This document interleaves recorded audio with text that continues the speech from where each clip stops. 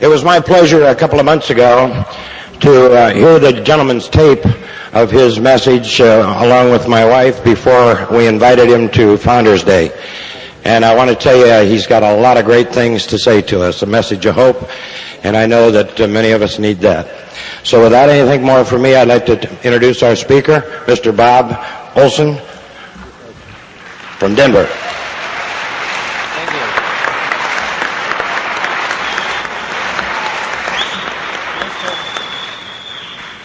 Hi, everybody. My name's Bob Olson. I'm an alcoholic. Hi, Bob. Well, you do have enthusiasm. Whoa.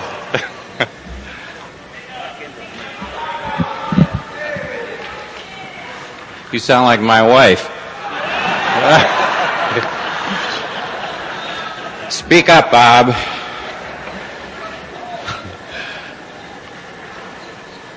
It's by the grace of God and the fellowship of Alcoholics Anonymous that I have not found a need or an excuse to take a drink today, nor have I found a need or an excuse to take a drink since May 28th of 1973.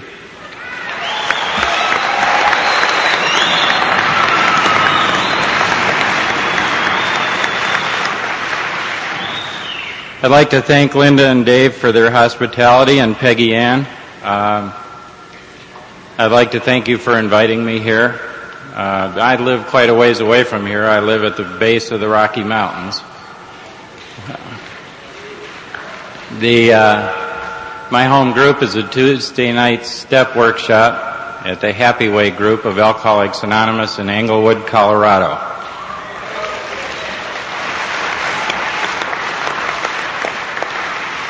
That might give you a little clue about what I'm going to talk about.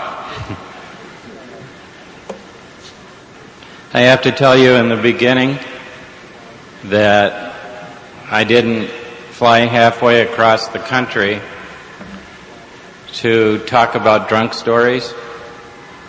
The only one I'm going to tell you isn't even about me. I came here to talk about recovery. And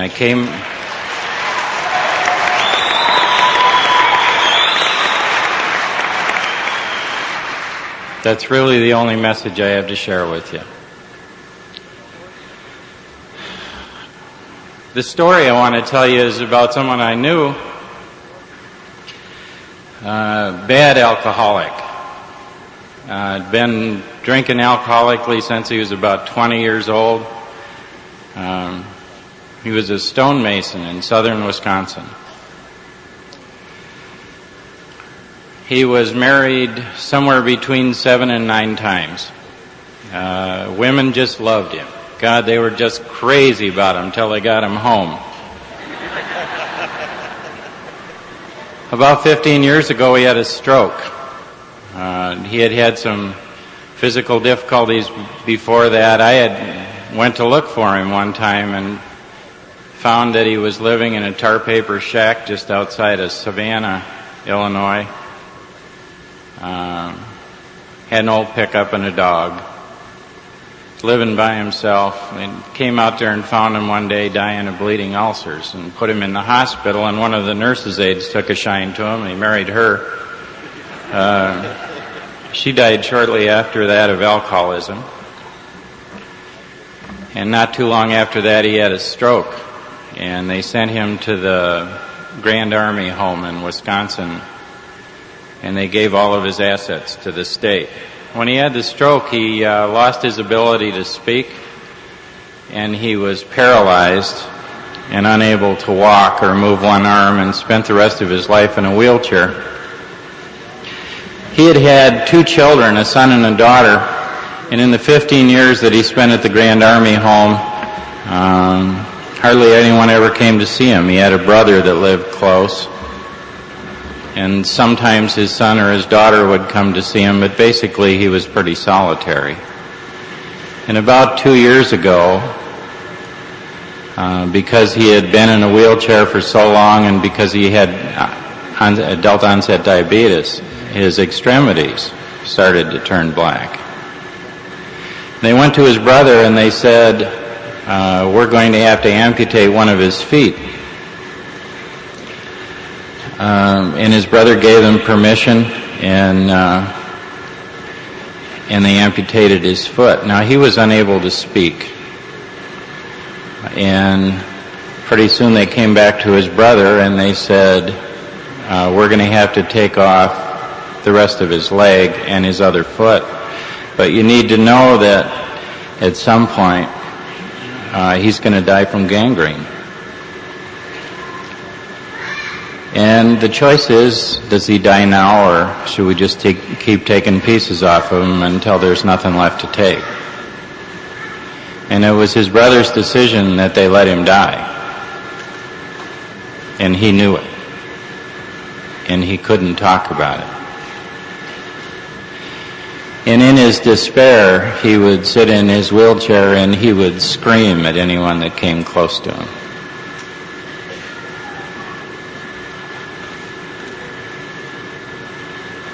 And he lived the four horsemen of alcoholism: terror, bewilderment, frustration, and despair. And a year ago he died of gangrene. And he's buried in a little cemetery behind the hospital. And his name is Bob Olson. And he's my father.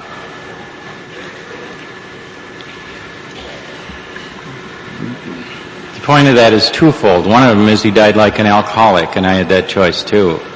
And people in my family have been dying like that ever since we got here from Norway.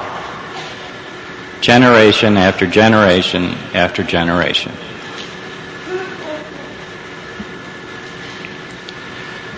The other point is that I don't have to. And I'm the first member in my family that found Alcoholics Anonymous.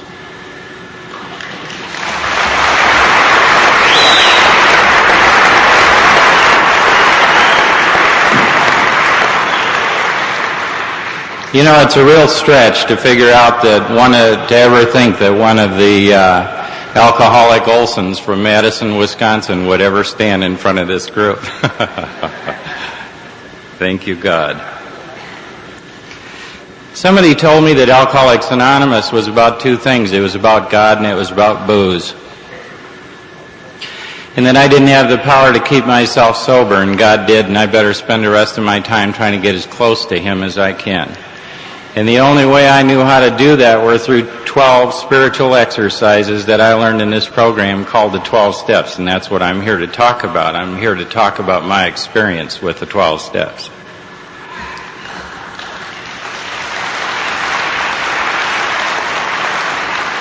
You know, it's kind of funny because you go someplace and you see Alcoholics Anonymous, looks like it's all fear and fellowship, and all you have to do is put the kind of message in front of them about the hope that's involved in those spiritual exercises. And you can polarize those groups and you can save lives. When I came to Alcoholics Anonymous in May of 1973,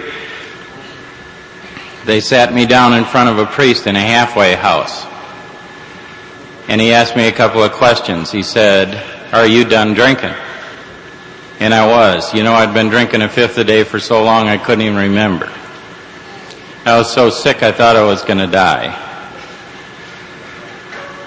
He said, "Do you want what we have?" And I wanted anything anybody had except what I had, because what I had was a bad case of sick and tired.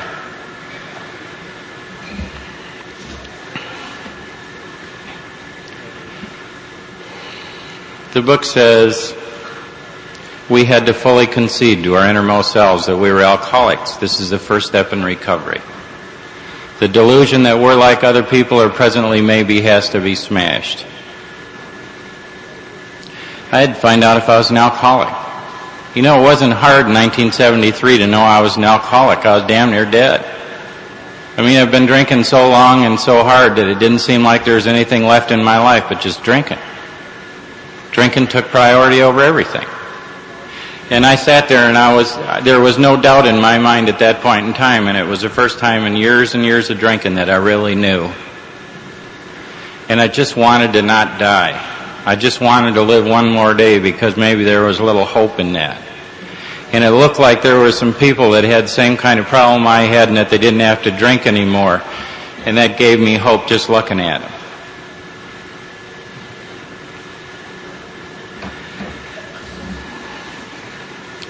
The book describes alcoholism. If when you want a Sliano, you can't quit entirely. I couldn't quit entirely.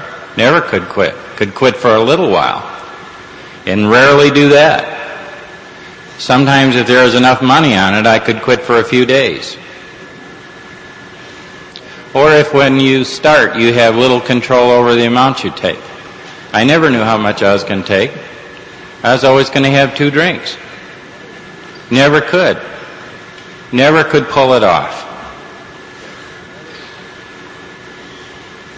It says in the book that at some point real alcoholics always lose control. Is that what's going on with me? You know, it's kind of interesting because I don't know how you feel about doing the steps, because sometimes geographically it's different, but we do them over and over again. And when I go back through the steps today, and I'm right in the middle of inventory again, when I go back through the steps today, I have to go back and ask myself that question from an 18-year perspective. Am I really an alcoholic? I'll give you something that'll get you up in your chair a little bit. Are you willing to believe that you're not?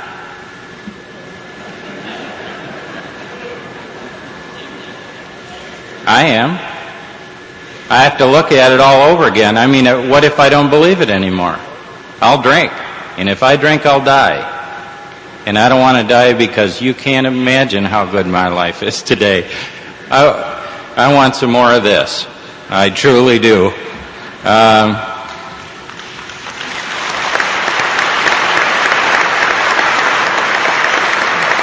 You can imagine how good my life is today. So I have to ask myself that, am I really an alcoholic? In the book it talks about social drinkers, and I don't even know what the hell that is. It talks about a certain kind of heavy drinker. Now that person may wind up in a treatment center or a hospital or a court for divorce or traffic. It could wind up anywhere the drunks wind up. But if there's sufficient reason, he can stop. That means if a doctor comes up and says, you're going to die if you keep drinking, he'll stop. Or the spouse will come up and say, you're out of here if you don't stop. And they stop. And I couldn't stop. I remember my wife saying, Bob, we don't have any food. And everybody's hungry. We got to get some food. It's just like 2 bottles of booze. And I couldn't do it. Tommy's going to school, and he doesn't have any clothes, and he needs shoes, and it's just a couple of bottles of booze. Everything in my house was equated with bottles of booze. It's just a couple bottles of booze. I can't help it. I'm not trying to be a jerk. I gotta drink. And I drink. To the exclusion of everyone. My wife, my children, my parents. I would drink in spite of anything. I'm a real alcoholic.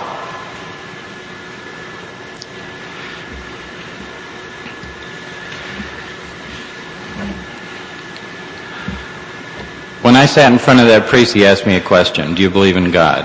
And I told him no. And he said, then I suggest you go find one. And I said, I wouldn't even know where to start.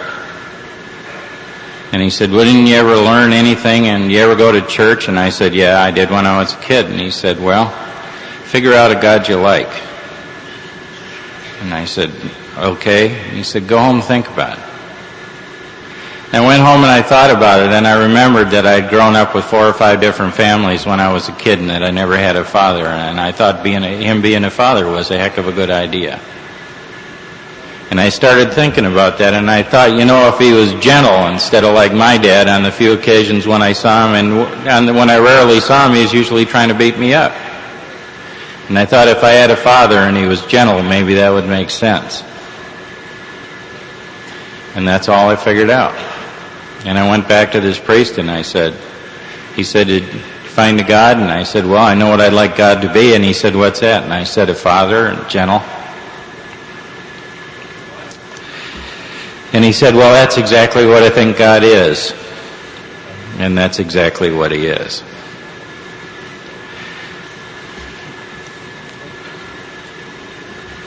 The book says if we're even willing to believe, upon this simple structure, or simple cornerstone, a wonderfully effective spiritual structure can be built.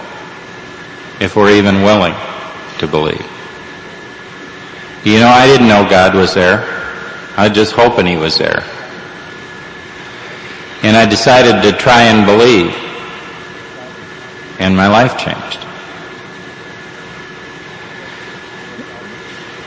It says, crushed by a self-imposed crisis, we could neither postpone nor evade. We had to fearlessly face the proposition that God either is or He isn't. He's either everything or He's nothing. What's your decision to be? My self-imposed crisis isn't just my alcoholism. My self-imposed crisis is that I can't fix myself. I'm dying from this and I can't stop. And you can't fix me. No human power can relieve my alcoholism. You can't and I can't. Who can? Well, there better be a God, or I'm SOL.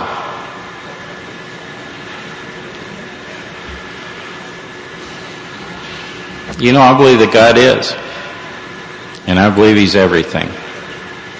Everything in this program is an act of faith. Everything. There's no reward on the front end. It's really kind of interesting. If you watch people in Alcoholics Anonymous, well, I'll mention this to you. In my observation, in Alcoholics Anonymous, likes attract. That means all the BSers hang out with the BSers. All right? And all the people who want to recover hang around with the people who want to recover. Who are you hanging out with?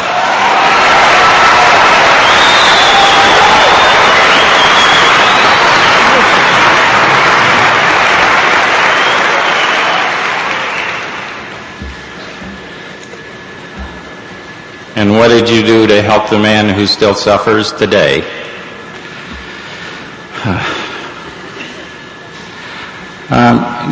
From a perspective of 18 years, you know, I can go back, and just because you're sober doesn't mean you're well, and so I get into these things. I'd go sliding right into untreated alcoholism. And you go back in the second step, I'll tell you some of the best stuff in the book is right in there. And you look in the book there and it starts talking about people that are making heavy going out of life. And it talks about people who are having difficulty with relationships. And people who can't seem to be of real service to others. People who are prey to misery and depression. People who are having trouble finding a job. And that was going on with me. And I went in there and I thought, well, what's the answer to that? Because that book comes with the answers, too. And I looked at it and it was talking about power. You know, in the beginning, and almost everybody knows that that book says lack of power is the problem. Well, how are we supposed to find it? That's what the book is about, finding a power greater than ourselves. And it talks about becoming willing to believe. Now, I had this dilemma about lack of power. And all of a sudden, I become willing to believe, and it says there's new power flowing in. And then all of a sudden, it talks about people who have power, peace, happiness, and a sense of direction in their lives. And it says that the difference between those people and the people who are making heavy going out of life is that God is the central fact in their lives. And see, power, peace, happiness, and a sense of direction is all that I've ever wanted. That's everything. It's all I want out of life. I moved to Denver in 1974, right in front of the 1975 International. And I ran into all these people who were these real book thumpers. And they started coming after me, and I had never really done much. And I kind of knew I was going to drink again. And they said there is a solution, and it works for everybody. Even somebody as burnt out and blown away as you are can recover using the 12 steps. So you better get busy, and we'll show you how to do it. And I sat down with my sponsor and started at the forward of the first edition where it says in italics, to show others precisely how we have recovered is the purpose of this book.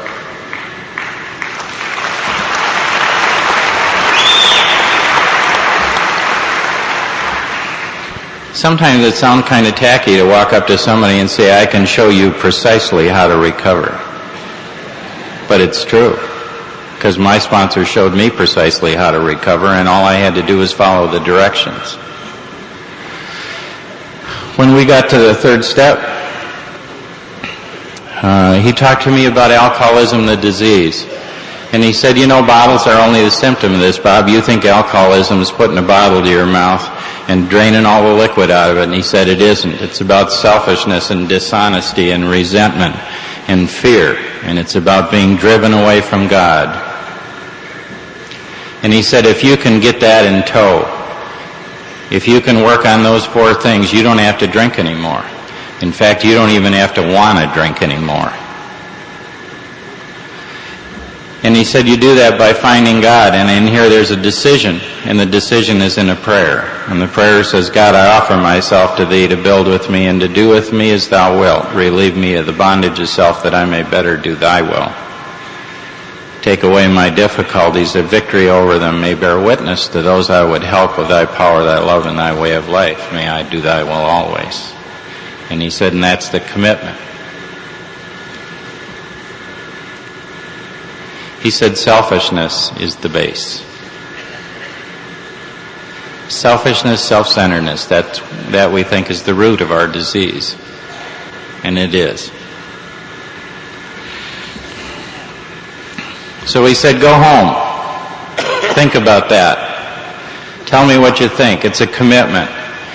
You're going to have to turn your will and your life over to God, and that means all the way. He gets it all. He gets to do anything with you he wants. Anything. I don't want to give God that kind of power. And when I went back a week later, he said, are you willing to do it? And I was scared. And I said, yeah, I am. And I got on my knees and I held hands with him and I said the prayer. And the part about I offer myself to God so he can do anything with me that he wants is true, and I believed it. And I was willing to make the commitment. You know, being relieved of the bondage of self is an enormous gift, because all I could ever see was me. You know, I went pole vaulting over mouse turds more than anybody I think I ever met.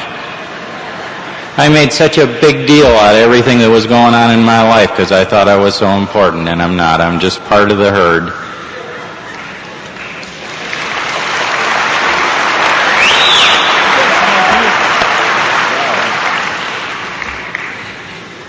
Take away my difficulties, that victory over them may bear witness to those I would help.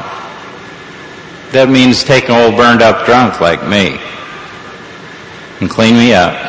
And let people see that this really works. That if you have a dream in your life, it doesn't have to stay a dream, because God can do for us what we can't do for ourselves. And if you don't believe that, try it and see if it works. You know, we're kind of literalists where I go to meetings. And if the book says something, if we don't believe it, we test it. You want to try it sometime? Try this.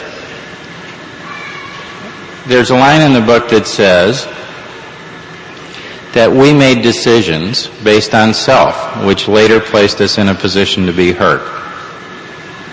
Next time you get hurt, look back. See if you made a decision based on self which put you there.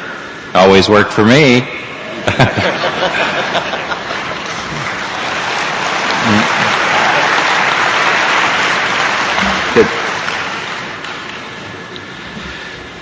Let me be an example that this really works. You know, I'm not a saint. I'm far from it. I'm not a particularly religious person, but I pray as much as anybody I know. God really works in my life, and has for years. And I haven't wanted to drink since almost from the time that I came through the door. I made that decision, and at the end of that, I thought, well, this is really good. You know, I got up and I felt this sense of relief, and I felt a sense of power in my life, and I felt like something had really happened, and it had. And my sponsor said, I want you to read something. And the part that he wanted me to read was the part that says this will have little permanent effect unless it's at once followed by a rigorous attempt to clean house. And he said, Bob, I don't know what that means to you, but to me it means it's going to wear off if you don't write inventory. Now, I was always hoping that there was some space where it said, okay, now that's been tough, so relax for about 3 or 4 months and get your wind, and then we'll just sort of run you into inventory. Let me share something with you about new people in the program. I see a lot of people go, that's okay, just get your feet under you. And they go in there and they stroke them, you know, and they go, you're just fine, and they love you back to life. And then they say, well, you just wait, you know, in about 6 months we'll get started on the steps, and then you can do that. I don't believe that.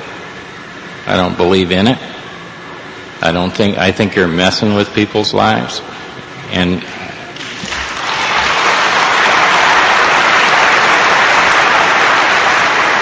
that's an opinion, and that means you can just...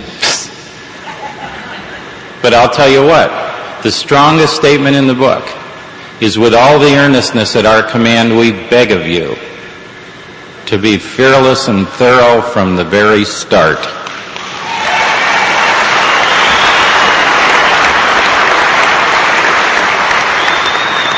You know that stuff we heard this weekend about when do I start doing the steps? And the answer was, when do you want to start getting well, is true.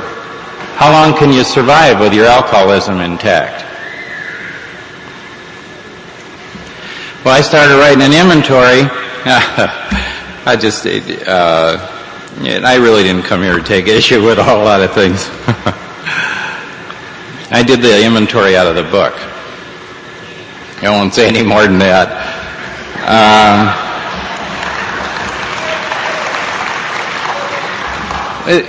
I'm always amazed by people who feel that they ought to take poetic license with an almost perfect spiritual program. Why, you know, people go, well, this is nice, but this is better, right? Horse manure. It was good the way it started, and if we leave it alone, it'll be good for the next 5 generations of drums.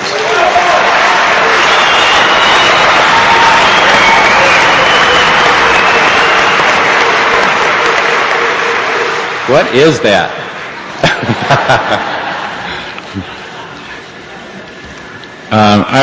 So I wrote down all these resentments, people, institution, principles. I wrote down why I was mad at him in the second column, and I wrote down how that affected me, whether it was my self-esteem, my security, ambitions, personal sex relations, pocketbook. And then I had to go back and look at all of those. I had to find out in each one of those instances where I was selfish, dishonest, self-seeking, and frightened. And that's where I found out what I was about. That's where I found out what the truth was about me. And I need to see that. You know, if I'm going to be an example, and if I work with someone today, and I work with a lot of people, if I work with them, I better know about me. Because the more I know about me, the more I know about you, because we're all the same.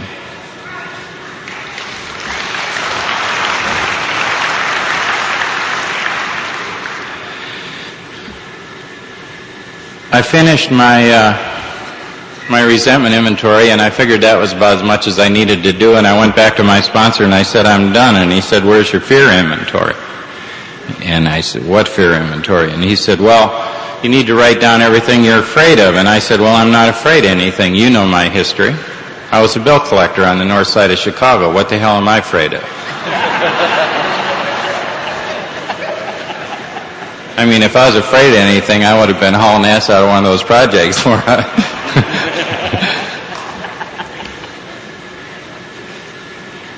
He said, really? How about snakes? So what kind of snakes? And he said, well, how about rattlesnakes? And I said, well, I wouldn't want to be in a closet with one.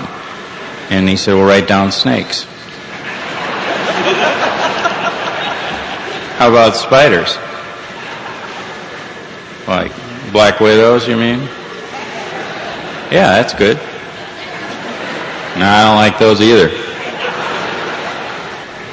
Well, write down spiders. How about failure? Oh, cheap shot.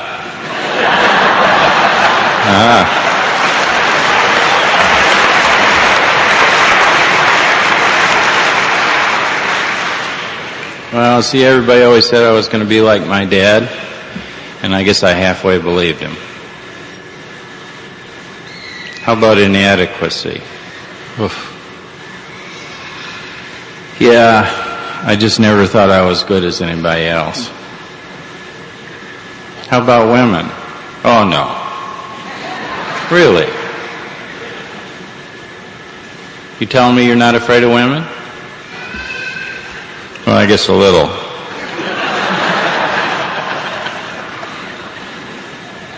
Write down women. How about children? Just the little ones, because I don't like to hold them. I'm afraid I'm going to drop them. Write down infants. How about the police? Oh. Only when I see one right behind me. Write down police. How about the courts?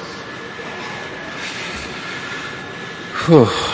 I was sentenced to 2 years in the Green Bay Reformatory for assault when I was 17 years old and didn't think that the courts had been treating me too well. Write down the courts. How about homosexuality?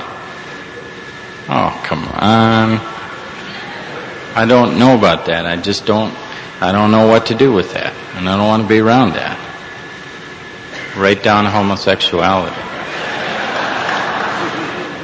Is there anything you're not afraid of?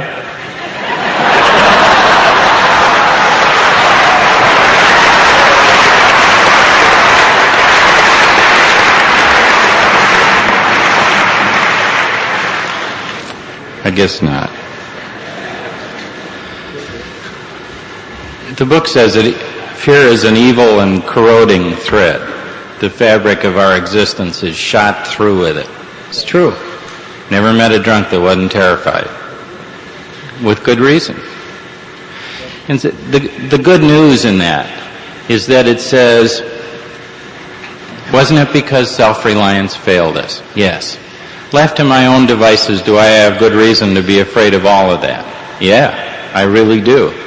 But if I am standing in the presence of God, do I have anything to fear? Not a thing. Not a thing. People go, don't you get nervous about getting up and talking? Not if you know what your intent is. I mean, if my intent is to get up here and to find somebody out there that still suffers and needs to know that Alcoholics Anonymous works, I don't have to be afraid to be up here. This is about God. And God has me in the palm of His hand. And I know that.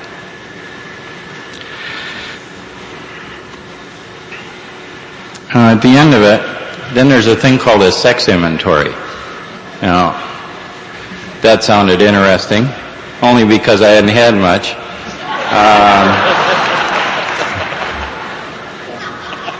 What I found out, it says, are your relationships selfish or not? And everything was. You know, I took the relationships that I had in my life and they were all selfish. And then it asks this question about, did you unjustifiably arouse jealousy, suspicion, or bitterness? Yeah. Up until about the 5th or 6th inventory, and then it hit me like somebody dropped a truck on me. Okay? Did you unjustifiably arouse jealousy, suspicion, or bitterness? Yeah. Yeah, I sure did. That was the way I knew how to have a relationship. Those are my tools of the trade. When I got in a relationship with this lady, I never wanted her to get a clear look at me. I mean, if she ever got both feet on the ground, got to look at me, she'd be out there quicker than you could whistle. And so I think if you always keep them off, a little off center, maybe they'll hang around and they'll be curious about who you really are, and maybe they'll never find out. And so I used jealousy, even after I was married. Come home drunk. Where you been? Out. Who you been with? Just a bunch of people. What's that stuff on your shirt? Yeah, I don't know. I'm going to bed. Or suspicion. You smell like perfume. What's going on? We were dancing in a bar. What went on? Nothing. It's 4 o'clock in the morning. Nothing. Bitterness. You don't like it? I think you're a bitch. Hey, there's no anchor on your ass. You don't like it, get out of here. But that's a hell of a way to have a relationship. I was 12 years sober and found out that I knew absolutely nothing about how to have a relationship. Now, how do you put that in your ego? All right? I mean, I'm sitting there. I got divorced when I was 8 years sober. And I'm sitting there, and then this lady comes along, and I'm thinking, that's the lady I'd like to spend the rest of my life with. And I didn't have the clue about how to have a relationship with her. I had to learn. And one of the hardest things that I had to learn was how to communicate. I didn't want to talk about it. My idea of a relationship is screw it, I'm out of here. That's the whole deal. I don't like it, I'm gone.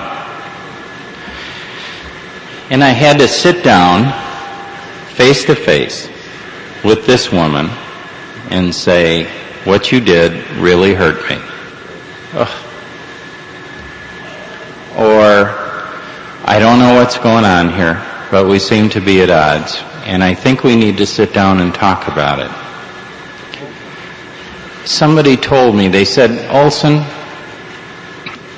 you always got one foot out the door.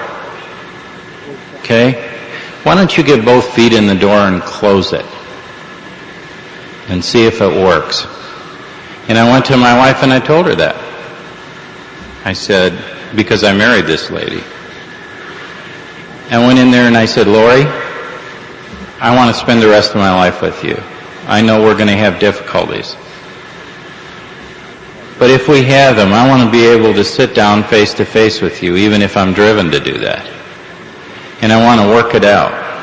And I'm in this relationship for the duration. I'm here for good. And I will not run away. And that's tough. And it works.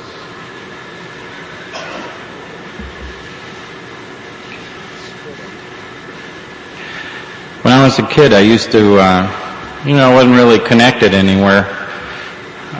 Never didn't have a sense of family or anything. And I used to sit down on this river or by this lake, and there's a lot of that around Wisconsin. And I would watch these people out in boats, with families. And I used to dream about what I wanted to be. And I had this picture in my mind that I wanted to be married to this just wonderful woman that was beautiful and kept a nice big clean house and had a couple of sons and maybe a hunting dog and a fast car. And maybe own my own company one day. Maybe I really could be a success. And I sat there and I would think about that. And as I got older and I started drinking, I used to think about that too. And the more I drank, the less I understood I could ever have that. I just couldn't. I just couldn't have it. Because the bottle was the only thing I was ever going to be attached to, and it took everything that I had.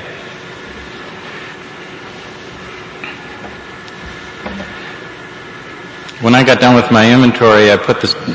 we call it take it to the grave stuff. I don't know what you call it. You know what it is? It's usually about sex. And it's something you don't want to ever tell anybody. Okay? It's really funny because I've heard an awful lot of fifth steps. It's after about the first 5, nothing's different.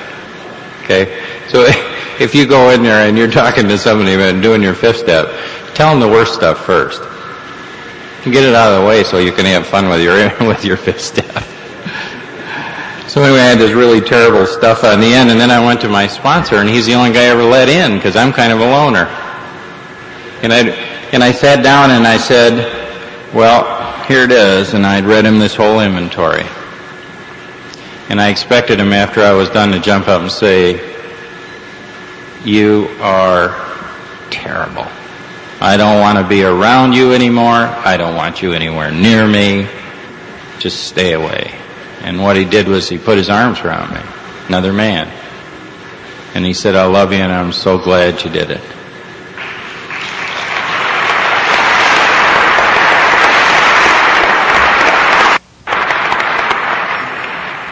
So I followed the directions and I went home. It says, taking the book down from the shelf, we reviewed the first 5 proposals, so I put the book up on the shelf and took it down and reviewed the first 5 proposals. Hey, I don't want to miss anything. This is my life we're messing with here.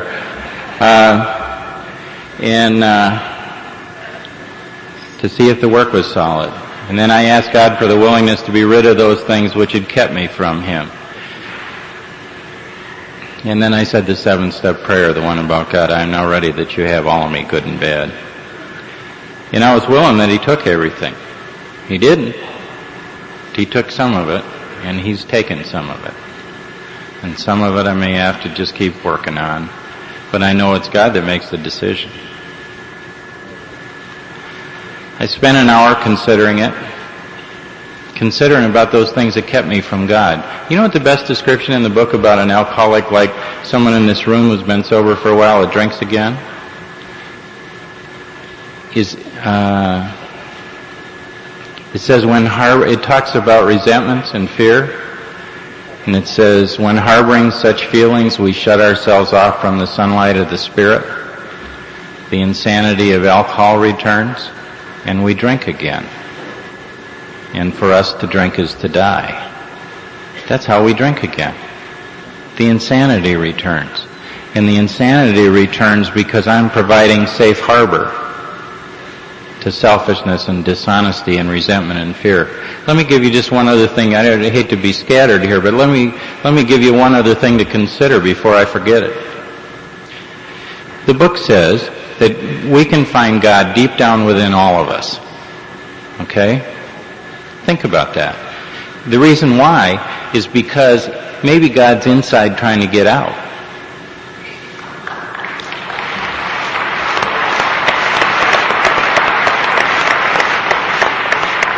The book says that God can be obscured by calamity and all sorts of things. But the truth is that if I'm trying to live a spiritual life, maybe we will peel the onion enough so God's light can shine out from us and we can be an example to other people. And if we're living a spiritual life, that's what happens. Some people shine. They really do. There is light coming from people. And they are people who have the door open. And God comes out of them.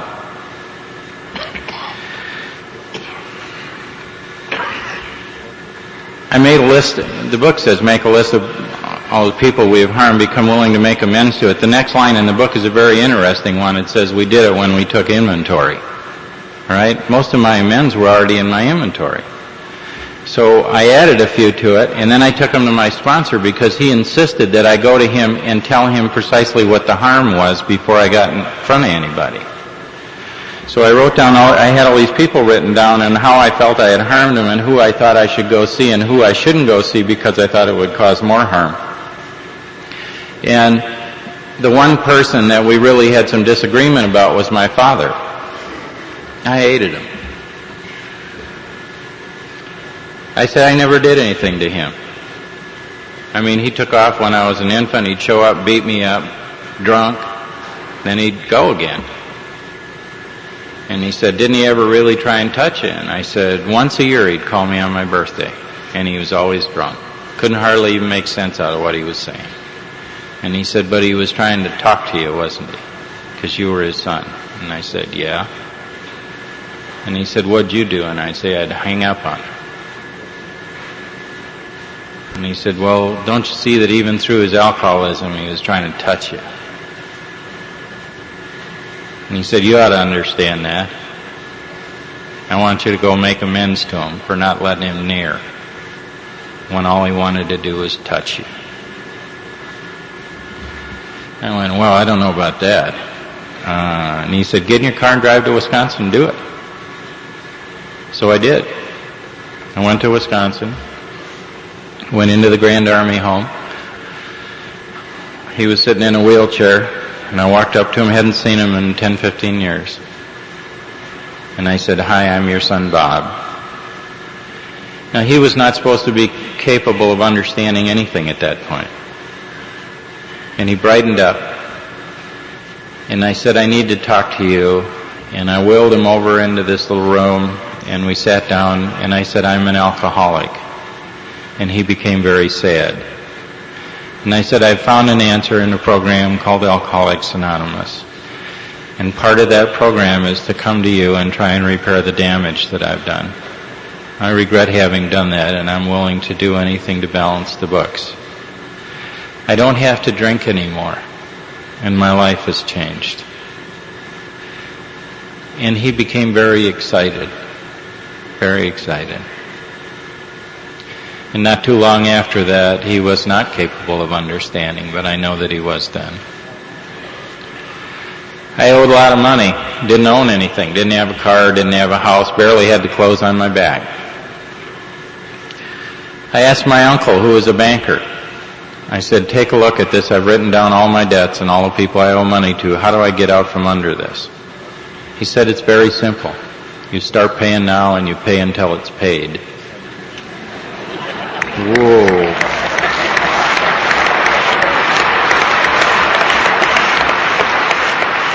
I said, I owe $14,000. This is in 1973.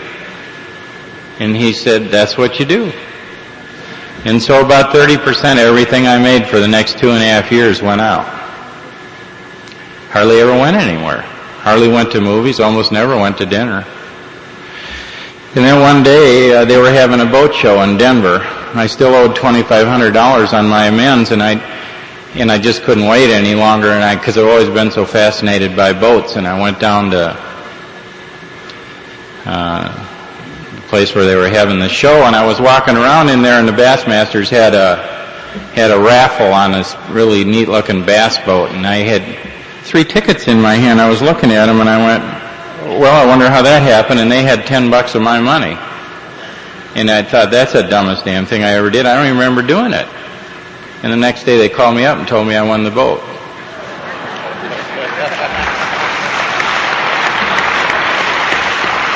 And see, I had these 2 little boys. And they weren't much higher than about that, not as high as this podium. And they were with me, and they went down, and they're jumping around in the boat and going, Dad, is this our boat? Do we get to take this home? Isn't this neat? And I went to the Rebel Bass Boat dealer, and I said, how much is that boat worth? And he said, $2,400 wholesale. This Texan came up to me and said, you want to sell it? And I said, for how much? And he said, $2,500. What do you do? Pay off your amends? Take the boat home and hope you make enough money to pay your amends? What do you do? I told my kids we couldn't have the boat.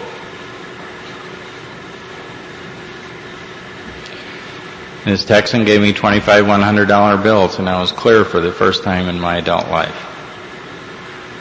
See, the funny thing about that was I had been down at York Street, which is kind of the mother house in Denver, bragging to everybody what a big goddamn deal I was. How important I was, and what a wonderful job I had done in paying my amends. And how I had done the whole deal. And all of a sudden this big hand came out of the sky with $2,500 and it said, who?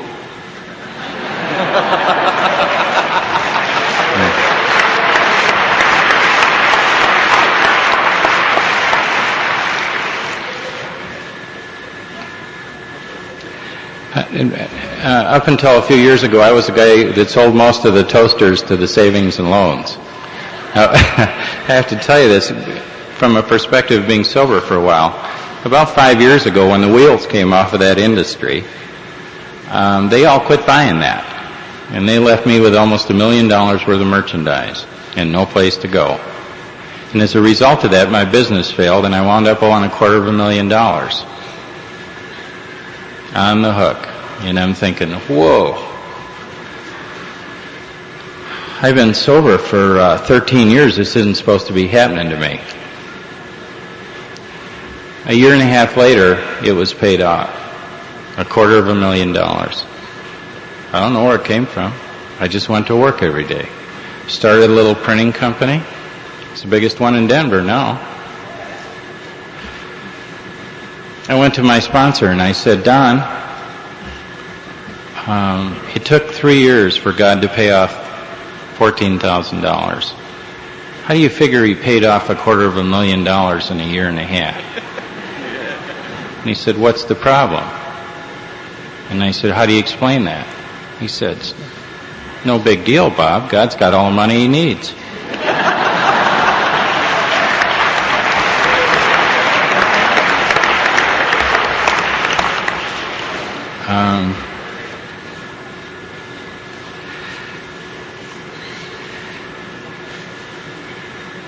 Ten is about continuing to watch for selfishness, dishonesty, resentment, and fear. When we see it, we ask God to remove it at once, or we ask Him at once to remove it, talk to somebody about it, and then resolutely turn our thoughts to someone we can help. That's the exercise, and it works. Okay? The trick is resolutely turning our thoughts, because that means we're in selfishness or dishonesty or resentment or fear, and we're turned in. And the trick is being able to turn out, and we can turn out by thinking of another alcoholic. We can always tell when people are really into the 10th step because you get a lot of calls. They go, I'm doing some resentment or I'm doing some fear or whatever. And 11 is about discipline. It's about what you do in the morning. You get up and say, God, please keep my day free from selfish, dishonest, and self-seeking motives. Please give me intuitive thoughts or decisions. I pray for all the people that I feel like I ought to pray for, and I ask God to show me through the day what my next step is to be and help me with the problems. It says I have to maintain some attitudes through the day. Thy will, not mine, be done. And I'm not running the show anymore. And it says I got to do some things when I go to bed at night. I need to review my day, see if I've taken more out than I've added. I need to see if I owe amends to anyone. I need to pause when I'm agitated or doubtful and ask for the right thought or action. Now, most of us equate step 12 with carrying the message, so this kind of stuff, or one-on-one, or whatever. But you know, the more important show of 12 is, can you practice these principles in all your affairs? Do I just do this here? What happens when I get home? Am I growing in understanding and effectiveness? Do my kids love me? Let me tell you about my life today. I live in a nice, clean house. I have 3 sons, 27, 23, and 3.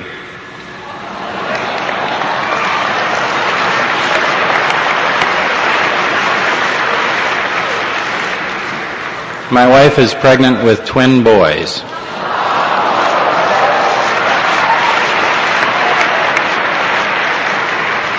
Don't ever ask it for anything unless you want a lot of it. I'm 53 years old. Well, you think it falls off when you're 50? Just a little plug for the geriatric set here. You can tell I'm the spiritual speaker.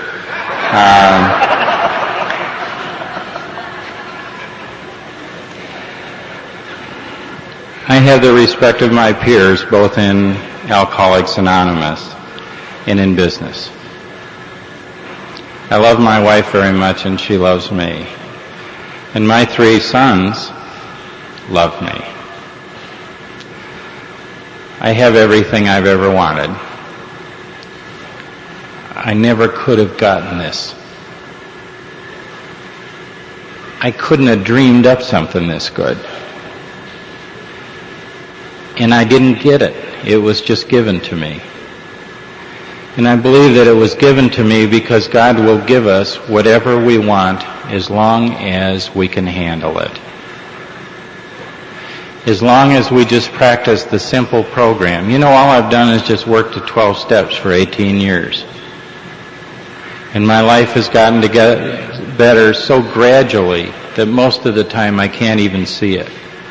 But over the 18 years, my life has become so significantly better than anything that I have ever experienced that I cannot believe where I am today. If there is anything that I wish for you, it is everything that I have, and I would give it to you. This really works. If there are people in your AA community who don't do the steps and live on fear and fellowship, tell them that these things work. There are 12 steps in this book for a reason. They're there to work. They're there to get us closer to God, and God can do for us what we can't do for ourselves. Thank you very much.